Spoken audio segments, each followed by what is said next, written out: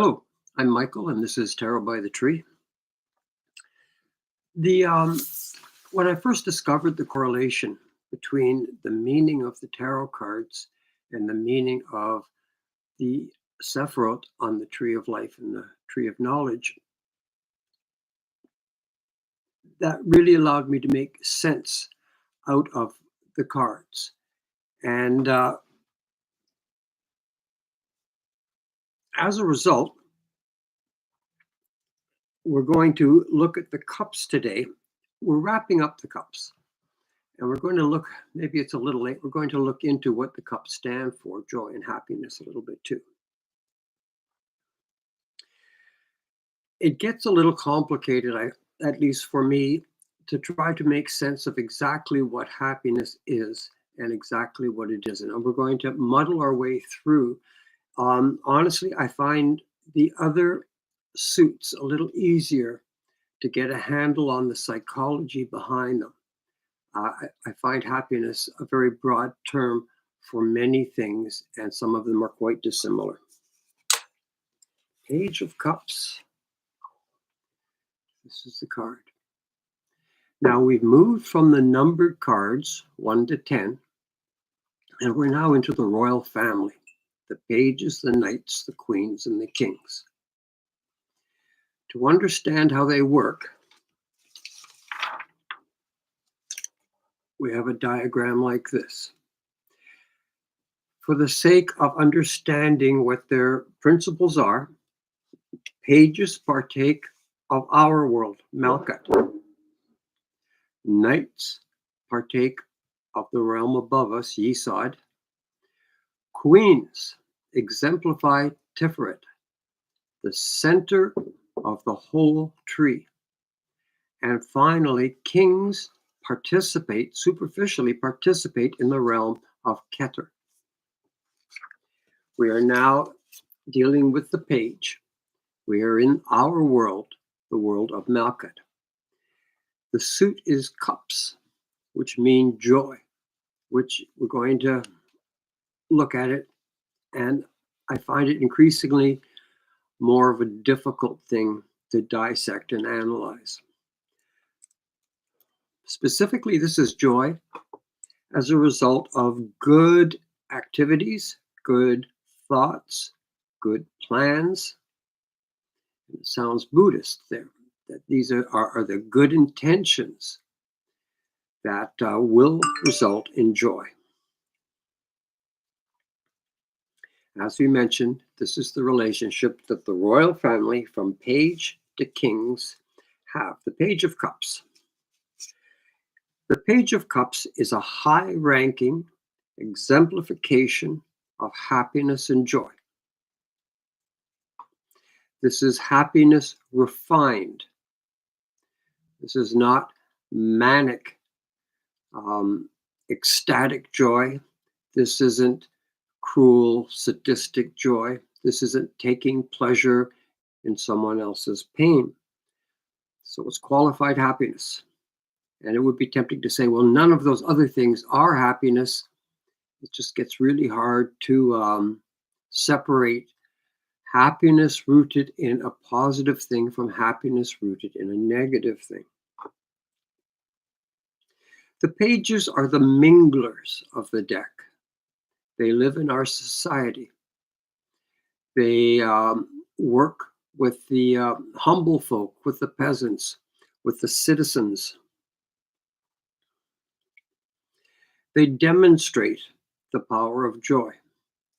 These are high-ranking examples of joy. These are happy people, but not in a way that seems superficial or lightheaded in any way. They are demonstrators of the positive power of joy. They have a link to the queen. And we've discussed this before. Kings are incredibly powerful, incredibly important, and incredibly rare. They bind the different warring factions around them into one kingdom. People unite under them. There is less war, less poverty. Kings conquer, claim, and they increase their holdings. That's what kings do. Queens secure and protect. They minimize risks, and they insist on measuring action by the long-term effect. Queens look ahead, and they judge their current actions by what the effects will be in the future. Pages partake of the village and the court. They're independent, yet they're affiliated with both. The personality of a page would be young-minded in all the good sense of that. They would trust the queen. They believe in what they're doing. They're not just a hired representative. They are passionately in line with the beliefs and feelings of the queen. The pages seek evolution and improvement of the current situation. As we near the end of the suit of cups, we still have the knight, queen, and king to cover. I don't think I've been really successful at defining happiness or good joy or constructive happiness. And this is all very difficult because we see all kinds of people with all kinds of happiness, but they're not all rooted in things that we would consider constructive or even good. We all recognize happiness. It's innate. There's very seldom do we say, do I feel more happy now? Do I feel less happy now? The feedback loop of happiness is profound, and we tend to recognize it very quickly. But sometimes we see people who get happy by doing things we might consider bad, destructive, or cruel. When we look at these people, they may seem joyous, and this is the problem when we look at happiness and joy. We can see people who appear to be on top of the world, and at the same time, they are receiving their happiness at the expense of other people. We can be reminded of the devil card here, that people who have power, authority, and adoration will change. And I think Joss just was going like, I think money is very often the source of all those things. So people who have money over time will get bedeviled. The things that used to make you happy just don't do it anymore. And you are finding you are taking pleasure in things that you didn't used to. Some people in this situation receive a kind of joy through trampling over the feelings of others. It just makes me think we don't know everything about the pursuit of joy. And when we look at some of the travesties in the news, and we see people who many people really seem to get their jollies out of a form of domination. And I think when we speak of joy and happiness, that's really not what we're talking, because that doesn't build on itself. When that's gone, it's just emptiness. We're speaking of constructive happiness, good happiness, but these are qualifiers that it's very difficult to word them in a way that means the same for everybody. But some of the questions make some possible answers. Maybe happiness should remain a personal and private thing. We have to look inside ourselves at what makes us happy, and we have to evaluate it and judge it and move in that direction. Maybe we should be wary with group joy. If a person has a not very nice opinion or belief, it might remain dormant in them, and they might try to correct it. If they meet somebody else with that same erroneous belief, their belief is now magnified. Groups can tend to do that. The happiness of a group can sometimes be good, sometimes it can be contagious. And sometimes it involves family and friends, and it seems what can be bad about this? And indeed, there probably isn't anything bad with this. And I'll keep coming back to the fact that I don't really know. Joy can improve, or the pursuit of joy, superficial joy, can ruin a life. I think we all have to be thankful if the joy that we receive comes from things that aren't terrible or weird. If we receive joy from good company, from good food, from affection, kind deeds, that kind of thing, we're very fortunate because our pursuit of joy is very unlikely to destroy our life. And our pursuit of joy is very likely to make some concrete things behind us that we can fall back on in times when we aren't as joyous. We should all be thankful that the joy that we pursue isn't rooted in something that's hurtful to other people. And there are many cases of this that we've seen, poor souls who are incarcerated or in some way terribly hurt because they can't control their urges, and the things that make them happy are aberrations. In a reading, I would say something like this: your happiness is increased with the well-being of others. Now we're looking at if somebody pulls this card. You plan for the future. What you do now is an eye towards what is going to be, and you are loyal to a wise leader or a belief system.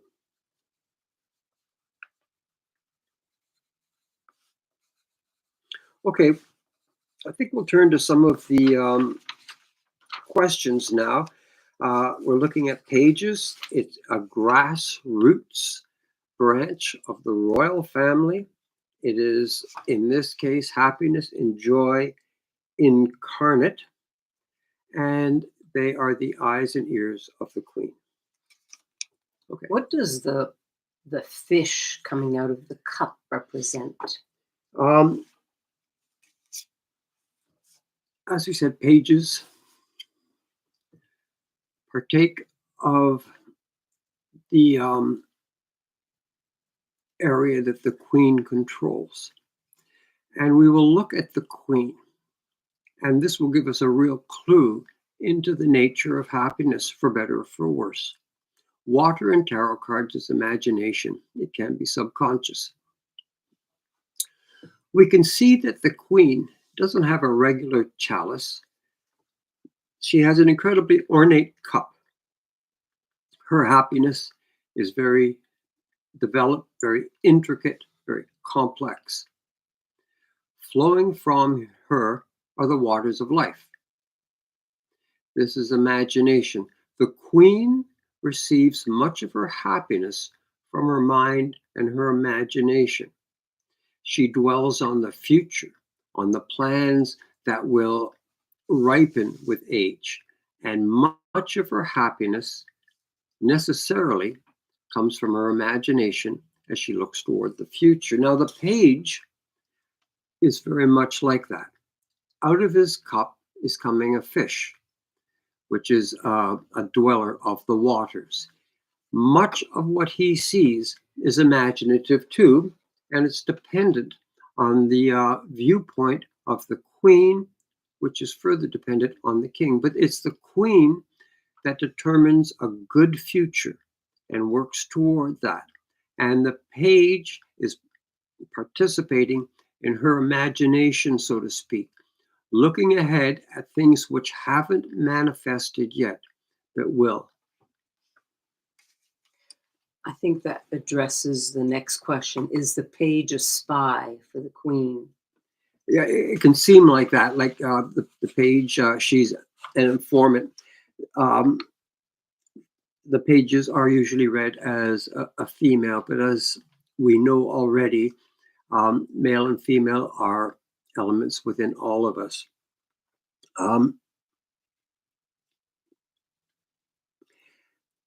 The page is an informer to the queen in only the good aspect, in giving her clear vision of what is really occurring. Uh, the page participates equally of the village and the court. So the page is not a spy. Is the Page of Cups a jolly person? Yes, they are a high-ranking member of cups. Um, Happiness is a natural state of being, and the pursuit of happiness is a large part of what they do. They are not jolly in the sense that they seem superficial or they appear to be trying to sell you something or gain your confidence. This is not an artificial nature. They are happiness because their actions are rooted in things that are important, that matter, and that they are strong enough to participate in. Are people afraid of the page? No, no one's afraid of the page. The page has no ulterior motive, and what works for the page works for all people, especially in the long run. Hi, Adriana. She's Hi, Adriana. written here, I think joy is the treasure of the world. So do I. What else is there? I think joy improves every aspect of us.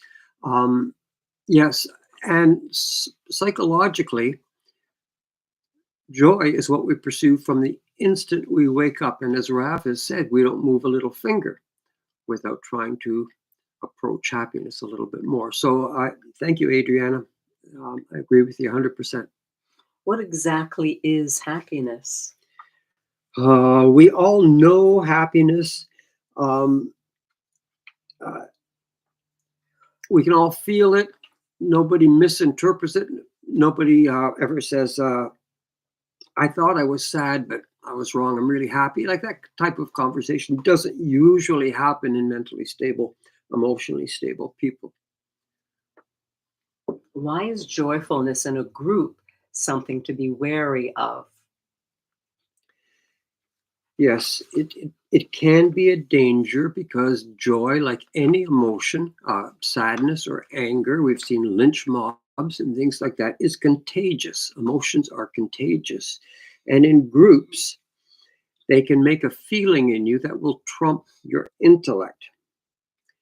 There's a famous psychological experiment where you're shown pictures of four sticks or lines. They're all very similar in length, but they're not the same length. And you're asked to pick the longest. What you don't know is that all the other participants are plants. They're in on the trick, just you aren't. Now, the lines are similar lengths, and you sit down, but you can see one's clearly longer. And you say, line C is the longest. But the next person says, that's what I thought first, but now I look at line B. And at first you're in disbelief. But as the other people say, it's line B, it's close, but it's definitely, your opinion will change. You're not just trying to fit in with the crowd, your actual intellectual state alters to follow the people. You change your intellect, Your perception. Your perception, yeah. And that's the danger of groups, is that all human beings have a little bit of the flock of sheep nature in them, and it can happen whether by a guru or government or whatever. We can be led astray. Is happiness dangerous? Happiness itself is, as Adriana said, that's the best part. That helps every part of us. Um, we do have to ask what happens when joy becomes kind of a delirium. It doesn't allow room for any other emotion. And obviously, we'll see that's not a positive thing. That's something like madness. So, joy is real. It's the most important thing. It's special, and we can't expect to live there every second of our lives. What is the main interest or goal of the page? Um, the main interest and goal of the page is to preserve happiness and increase happiness. It's not to enjoy happiness in the moment to as high a degree as possible. It's always um, it, it always has to consider what you get now in comparison to what you get later. And sometimes there may be a sacrifice of potential joy now if that would be sort of a guarantee of increased happiness later. What word does not describe the pages? Impulsive. The pages are not impulsive. They don't get caught up in the mood and suddenly say, let's throw everything to the winds and party till midnight. That's not a page. A page is a happy person, but it is a cared for happiness, and it is a considered happiness. Should we strive to be always happy? Um, for many reasons, no. Just for the logical reason, why would you want to be always anything? Always happy. Happy is an emotion, and there are so many other constructive emotions. You can see the dedication to something, the fascination with something, the anger at injustice. So many. A happy state is something you can return to. You've created something that you could revisit again. Uh, Basically, why stay in any way all the time? Happiness is indeed the ultimate that we're looking for. But there's more to life than just happiness. There's love and caring. There's your self-esteem. There's strength, honor, and all kinds of things.